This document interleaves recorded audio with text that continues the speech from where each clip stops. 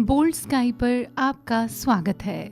दोस्तों, आज हम सीखेंगे कुछ ऐसे आसन जो कि लिवर और किडनी की बीमारियों को दूर करने के लिए सक्षम माने जाते हैं। तो चलिए शुरुआत करते हैं और जानते हैं ये आसन किस प्रकार किए जाते हैं। सबसे पहले हम करेंगे अर्ध मत्स्येंद्रासन। इसे करने की प्रक्रिया इस प्रकार है। पैरों को सामने की ओर फैलाते हुए बैठ जाएं। दोनों पैरों को साथ में रखें, रीढ़ की हड्डी सीधी रखें।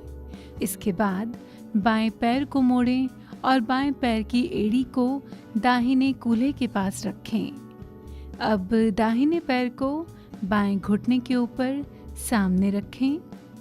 बाएं हाथ को दाहिने घुटने पर रखें और दाहिना हाथ पीछे रखें। कमर, कंधों और गर्दन को दाहिनी तरफ से मोड़ते हुए दाहिने कंधे के ऊपर से देखें।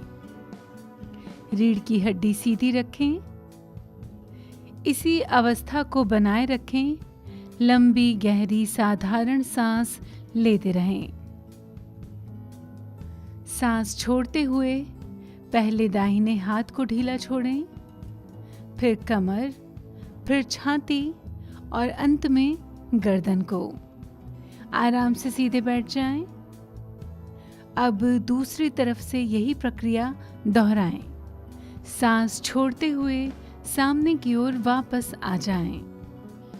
तो इस प्रकार किया जाता है अर्ध मत्स्येंद्रासन। अब हम करेंगे आज का दूसरा आसन, जिसका नाम है पश्चिमोत्तानासन। इसे करने के लिए सबसे पहले आप जमीन पर बैठ जाएं। अब आप दोनों पैरों को सामने फैला लें। पीठ की पेशियों को ढीला छोड़ दें। सांस लेते हुए अपने हाथों को ऊपर लेके जाएं। फिर सांस छोड़ते हुए आगे की ओर झुकें। आप कोशिश करें अपने हाथ से उंगलियों को पकड़ने की और नाक को घुटने से सटाने की। धीरे धीरे सांस लें, फिर धीरे धीरे सांस छोड़ें और अपने हिसाब से इस अभ्यास को धारण करें। धीरे धीरे इसकी अवधि को बढ़ाते जाएं।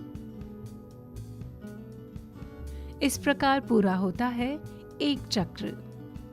इस तरह से आप एक बार में 3 से 5 बार चक्र कर सकते हैं। तो ये थे आज के वो 2 आसन जो कि लीवर और किडनी की बीमारियों को दूर करने में सक्षम माने जाते हैं।